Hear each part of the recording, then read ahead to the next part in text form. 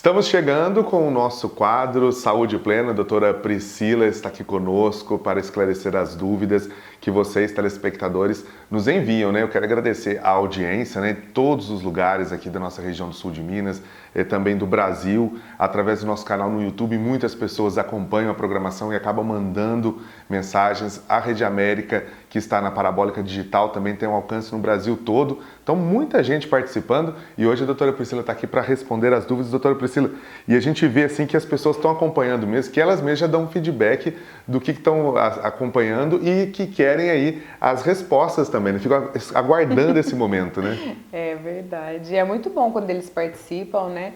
Eu falo que quando a gente tem uma dúvida, muitas vezes é a dúvida de várias outras pessoas. Verdade. E isso está sempre ajudando alguém, né?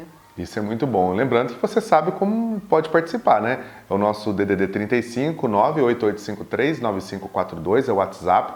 Aí tá mais fácil nessa praticidade, a pessoa já está ali acompanhando o programa e já mandando a sua pergunta.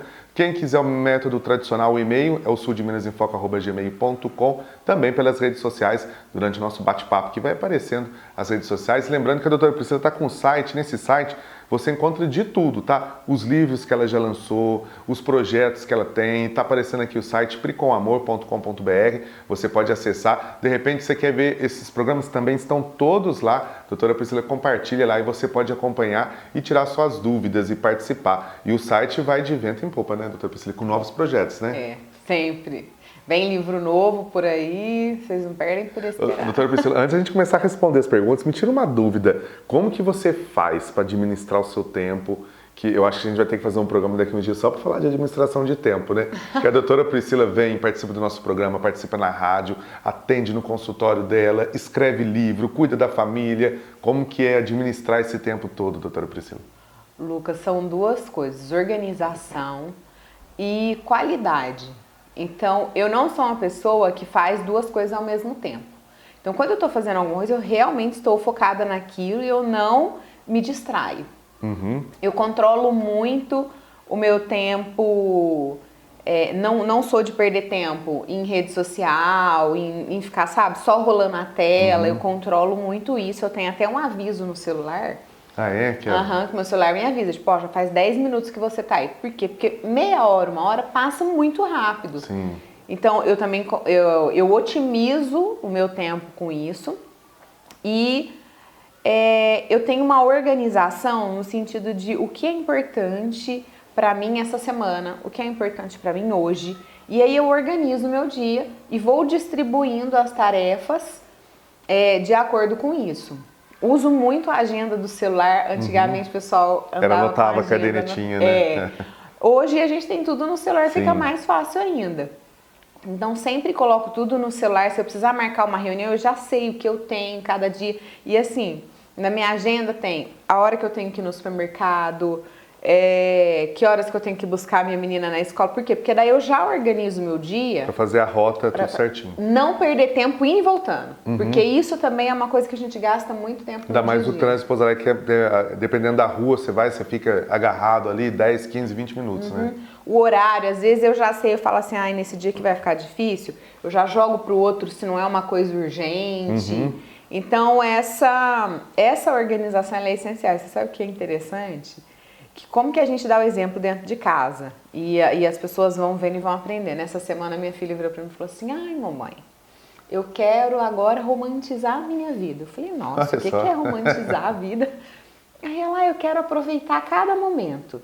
E para eu aproveitar cada momento, eu percebi que eu tenho que ter uma organização. Então, ela sentou, anotou num planner, numa agendinha, pegou a agendinha, anotou tudo que ela queria colocar no dia dela e começou a distribuir isso ao longo dos dias para não ficar naquela correria de Aquele ter desespero. que lembrar. Ou seja, ela já percebeu a necessidade da organização e está colocando 11 anos, gente. Olha só que bacana. Então eu vou marcar um dia com a doutora Priscila pra gente falar só de organização do tempo, que ela vai ter muitas experiências para passar pra gente. Mas vamos responder aqui os telespectadores. Olha só, a Alice Aparecida de Três Corações, mandar um abraço pessoal de Três Corações, a Rede América no canal 40.1 digital. Ela diz que está com depressão, Porém, no serviço dela, a empresa não quer aceitar o diagnóstico e também venceu o atestado dela e ela teve que retornar ao trabalho. Ela está com medo, doutora Priscila, de perder o emprego e isso piora ainda mais a depressão dela. Ela quer que a senhora sugira para ela aí alguma ideia, o que ela pode fazer. Olha, Alice, é uma pergunta muito importante e a minha primeira sugestão é entender, muita gente ainda não entende isso, mas tem que começar por você, entender que realmente a depressão é uma doença, mas é uma doença que tem tratamento. E ela tem um período de tratamento, tá? E muitas vezes a gente trata a depressão, mas pode inclusive ter outros episódios recorrentes ao longo da vida. E quando a gente correlaciona isso com a profissão, eu entendo que a empresa, né, tem aí as suas dificuldades, não é só da sua empresa, é da sociedade em geral, apesar de a gente já falar muito hoje sobre depressão. Ainda tem muita gente que não entende, que acha que é frescura, que é corpo mole, Que é e invenção. não é isso, né? Então entenda que é uma doença que precisa de tratamento. A partir do momento que a gente entende isso, você tem que ter um acompanhamento com um médico psiquiatra, tá? Então, esse ponto é essencial. Por quê? Porque aquele médico que vai te dar o diagnóstico, que vai te acompanhar, que vai ver se o antidepressivo está funcionando. Porque às vezes ele vai te medicar e tem que ver, na verdade, se você precisa de medicamento. Porque existem situações em que a gente vai tratar, às vezes, só com uma psicoterapia, com mudanças de hábito. Então, tem que ter um profissional, porque às vezes o que acontece, Lucas, é assim, a gente passa em um médico e aí pega aquela receita, vai embora para casa, acha que aquilo vai resolver e não dá o segmento. E o segmento é muito importante, precisa voltar, ver se aquele medicamento está realmente funcionando. A gente precisa ver por quanto tempo você vai ter que ficar com aquele medicamento, quanto tempo vai durar esse tratamento, se você precisa de um afastamento ou não. Né? Se precisa reduzir a carga horária, qual vai ser aí a necessidade. Então, se você não tem um médico que te acompanha, aí realmente é complicado. Porque, por exemplo, vamos supor, vai lá no pronto-socorro, recebe um medicamento, um atestado ali de 15 dias, afasta, de repente volta, tem que voltar de uma vez, não tem ninguém te acompanhando. E aí, realmente, até a empresa tem dificuldade de entender. Então, primeira coisa, tenha um médico para te acompanhar, faça o tratamento correto, porque muitas vezes o que acontece também é o paciente começa a tomar o medicamento, ele melhora, e aí no que ele melhora ele para. Ah, já tô bom, agora não tô precisando mais do remédio. O que acontece? Daqui a pouco Dá uma vai crise. ter de novo. Então, o tratamento ele tem um período de duração. Não pode parar de tomar o remédio assim a hora que bem entende.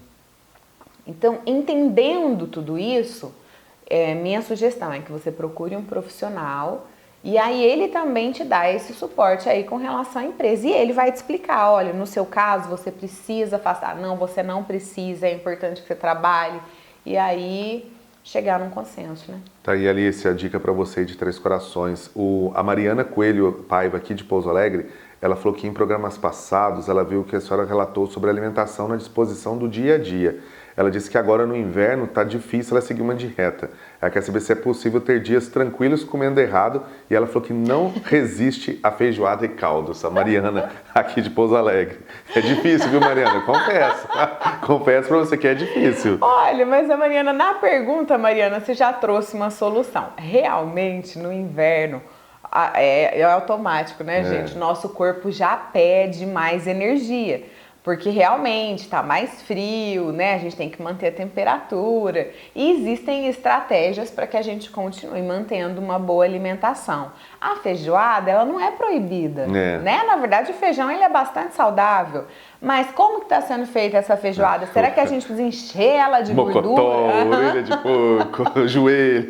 Ou será que dá para fazer, né, uma feijoada light, né? mais saudável? Hoje, outro dia eu fui, minha tia fez uma que ficou fantástica.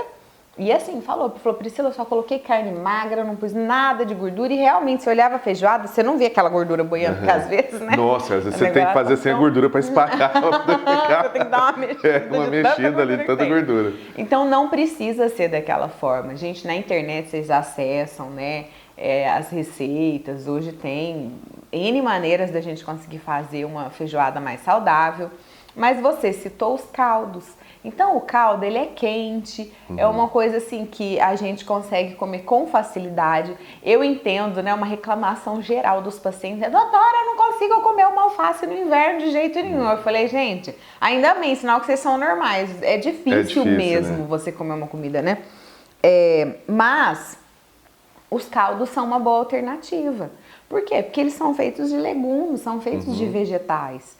Então, a gente consegue deixar aí a alimentação bastante saudável. Eu sempre tomo um caldinho também, eu tomo caldo quase todo dia. E no almoço, uma alternativa são os legumes. E aí você faz assado, faz cozido, que fica mais fácil de manter uma alimentação mais saudável. Olha só, o Heitor Prado, acho que Prado Reis, aqui de Pouso Alegre, ele diz que está há cerca de 2 meses com um resfriado que não acaba. Ele quer saber se tem risco de virar pneumonia.